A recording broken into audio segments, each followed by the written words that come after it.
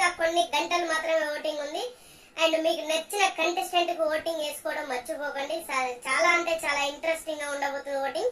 ఈసారి elimination shocking గా ఉండబోతుంది. గుర్తుపెట్టుకోండి, ఎలిమినేషన్ షాకింగ్ గా ఉండబోతుంది.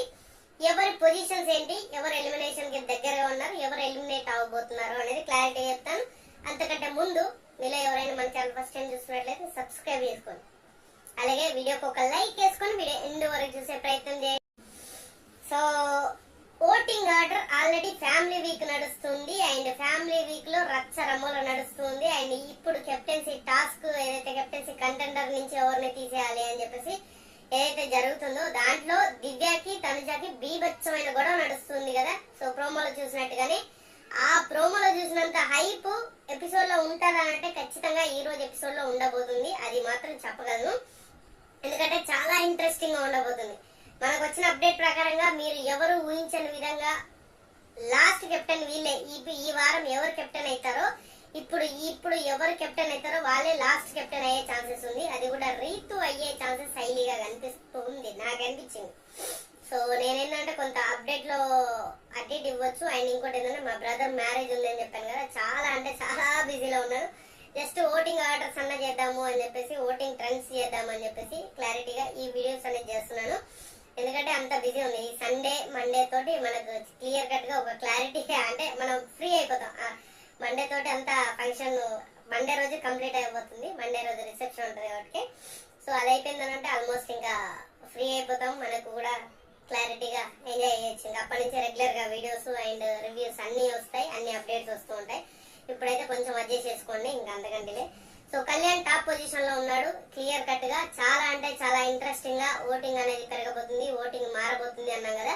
సో కళ్యాణ్ ఓటింగ్ అనేది డ్రాప్ అయింది. సో 30%, 32 లో చాలా కాన్స్టెంట్ గా వచ్చిన voting last day almost evening ఇంకా కొన్ని గంటల్లో క్లోజ్ అయ్యే టైంలో 2% ఓటింగ్ తగ్గింది. చాలా అంటే చాలా దారుణంగా, చాలా క్లారిటీగా ఉంది అనుకుంటే సో ఖచ్చితంగా తగ్గిందనే చెప్పుకోవచ్చు. అండ్ ఇంకొకటి ఏంటంటే ఇమాన్యుల్ ఓటింగ్ కూడా పెరిగింది. సో చాలా బెటర్మెంట్ ఓటింగ్ అనేది జరుగుతుంది. అండ్ ఇమాన్యుల్ కి వాళ్ళ మదర్ వచ్చారు, ఆ ఇంపాక్ట్ ఎక్కువ ఉండబోతుంది అని అంటే ఖచ్చితంగా లాస్ట్ మూమెంట్ వచ్చాడు కాబట్టి ఎంతో కొంత ఓటింగ్ లో ఎక్కువ ఇంపాక్ట్ చూపించేంత ఛాన్స్ ఉంది. ఎందుకంటే వాళ్ళ అమ్మ అంత యాక్టివ్ గా ఉంటది, బయట సిచ్యువేషన్స్ కూడా చాలా వరకు కన్వే చేయగలుగుతారు అనమాట. కమెడియన్ కాస్త హీరో అయిపోయాడు అంత రేంజ్ లో ఎలివేషన్ ఇచ్చే ఛాన్సెస్ ఎక్కువగా ఉంది అనేది నాకు అనిపించింది. సో 22% తోటి మన ఇమాన్యుల్ సెకండ్ పొజిషన్ లో ఉన్నాడు. 3% ఓటింగ్ పెరిగింది, సడన్ గా గ్రాఫ్ పెరిగింది. సో ఇలా గ్రాఫ్ పెరిగింది అంటే జరుగుతుంది ఏదో ఒకటి. సో తర్వాత పొజిషన్ వచ్చేసరికి మాత్రం భరణి ఉన్నాడు. సో భరణికి పొద్దునకి ఇప్పటికి 1% ఓటింగ్ అయితే తగ్గింది. సో అయినా కూడా చాలా స్టేబుల్ ఓటింగ్ పడుతుంది భరణికి. సో నిజంగానే ఇంత స్టేబుల్ ఓటింగ్ పడుతుంది అని చెప్పేసి నేను ఎక్స్పెక్ట్ చేయలేదు. ఎందుకంటే ఇంత డౌన్ ఫాల్ లోకి వెళ్ళి ఎలిమినేషన్ ఫేస్ చేసి మళ్ళీ కంబ్యాక్ అయినాక ఇంత ఓట్ బ్యాంక్ పెరగడం అనేది మామూలు విషయం కాదు. అలాంటిది మనోడికి అంత గట్టిగా ఓట్ బ్యాంక్ అనేది పెరిగింది కాబట్టి సో చాలా ఇంట్రెస్టింగ్ గా ఉండబోతుంది ఇంకా ముందు ముందు వారాలు. So maximum next ticket finale ఉంటది. సో టికెట్ ఫినాలి రేసు ఇవన్నీ చాలా ఉంటాయి. ఆ విధంగా చూసుకుంటే చాలా అంటే చాలా బెటర్మెంట్ ఓట్ బ్యాంక్ అనేది పడే ఛాన్సెస్ ఎక్కువగా ఉంది మన భరణికి. 18% తోటి థర్డ్ పొజిషన్ లో ఫస్ట్ నుంచి కూడా ఇప్పటి వరకు థర్డ్ పొజిషన్ అలాగే కంటిన్యూషన్ గా ముందుకెళ్తూనే వస్తూ ఉన్నాడు. ఆయన ఇదే కాన్స్టెంట్ ఓటింగ్ పడితే ఈయన కంపల్సరీ టాప్ 5 లో ఉండే ఛాన్సెస్ హైలీగా కనిపిస్తుంది. అట్లాగే డీమోన్ పవన్ 12% ఉంది. ఎంత విచిత్రం అంటే లైవ్ లో రైతు చౌదరి అంటాడు, ఏంటి స్ట్రాంగ్ గుడ్డ వాళ్ళు తెప్పించేద్దాం అనమాట, నా పేరు చెప్పామంటే 2 సార్లు చెప్పావు, 2 సార్లు అయిన వాళ్ళు అన్నావంటే మరి ఆ అబ్బాయి లాస్ట్ వీక్ రైతు చౌదరి నామినేషన్ చేసినప్పుడు తప్పులేదా? మరి ఆయనైతే చేయొచ్చు, ఆవిడైతే ఒక పాయింట్ చెప్పకూడదా? అయితే బాగానే ఉంది. కళ్యాణ్ వచ్చేసి సేఫ్గా అతని పేరు చెబితే నాకు ఆటలో అడ్డం పడతాడు, అతడు బాహుబలి అంటే ఏంటి సేమ్ గేమ్ ఆడుతున్నావా, వీకెండ్ వాళ్ళతో తప్పించుకొని వీకెండ్ వాళ్ళతో ఆడేసి గెలిచేద్దాం అనుకుంటున్నావు అంటే ఇట్లా ఓపెన్ అయ్యి కొంత రైవలరీ బెటరే.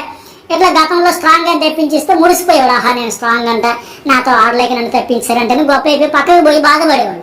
అలా బాధపడి ఉపయోగం లేదు డేమో. నువ్వు అక్కడ నీకు ఎవరైతే ఎక్కడ చెప్పారో నువ్వు స్ట్రాంగ్ తప్పుకుంటా అంటే ఎవరితో చేతగానాలతో ఆడేస్తావా, వీక్ గుండెలతో ఆడేస్తావా, నీకు చేత కదా నువ్వు వీక్, ఇట్లా అటాక్ చేసి గట్టిగా డిఫెండ్ చేసుకుంటే నెక్స్ట్ టైం మళ్ళీ ఆ పాయింట్ చెప్పాలని అవతల భయపడతారు. అరే పోయి గట్టిగా వేసుకుంటారు నాయన, మనం ఇరుక్కుపోతాం, మళ్ళీ ఆన్సర్ చెప్పలేమని నీ జోలికి రాకుండా ఉంటారు. ఈ రోజు అయితే కొంత బెటరే, ఆ డిఫెండ్ అయితే చేశాడు. ప్రస్తుతానికి అయితే 12% బర్నే అవుతుంది, ఈక్వల్గా 12 ఉన్నారు. ఇక తర్వాత సంజన 11% ఉంది, పెద్దగా డిఫరెన్స్ లేదు వీళ్ళ ముగ్గురు మధ్య. అట్లాగే లాస్ట్ ప్లేస్లో దివ్య కూడా 10%తో బెటర్గానే వచ్చింది. ఇవాళ కూడా గ్రాఫ్ పెరుగుతూ ఉంది. ఎపిసోడ్ ధర కూడా ఇంకా పెరగచ్చు. చెప్పే కదా స్టార్టింగ్లో తనూజ అంటే ఆట ఇష్టపడిన వాళ్ళు ఎంతమంది ఉంటారు, ఇష్టపడిన వాళ్ళు ఉంటారు కూడా, వాళ్ళందరికీ కూడా కనెక్ట్ అవ్వచ్చు. ఈ వారం సేవ్ అయిపోతే చాలు, వచ్చే వారం చూసుకోవచ్చు అనే వాళ్ళు కూడా ఖచ్చితంగా లాస్ట్ డే అయితే వీడికి వర్కౌట్ అయ్యేలాగా ఉంది. ఓట్లు అయితే గట్టిగా పడితే మాత్రం సేవ్ అయిపోవచ్చు. మరి 10%లో ఈవిడ సేవ్ అయిపోయిందంటే ఇప్పుడు అన్అఫీషియల్లో ఈవిడికి 10 ఉంటే సంజనాకి 11, డీమన్ అండ్ బర్నే 12 కాబట్టి 2% అన్అఫీషియల్ అంటే అఫీషియల్ అటు ఇటు అవ్వచ్చు ఆ మాత్రం పర్సంటేజ్. సో ఈవిడ కానీ సేవ్ అయిపోతే ఇంకా బాగా ఎటుగుచ్చుకుంటుందో ఎటు వెళ్తుందో తెలియదు, ఎవరైనా అవుట్ అయిపోతారని పరిస్థితి కనిపిస్తూ ఉంది ప్రస్తుతంగా చూసుకుంటే. అందుకనే ఇప్పుడు దివ్యకు నిజంగా ఇలాంటి ఎపిసోడ్లో 2-3 కానీ ఇప్పటికీ వారంలో పడి ఉంటే పక్క బెందాస్ కదా పడుకోవచ్చు హ్యాపీగా, అమ్మయ్య మనం సేవ్ అయిపోయి గట్టెక్కిపోయిన పరిస్థితి.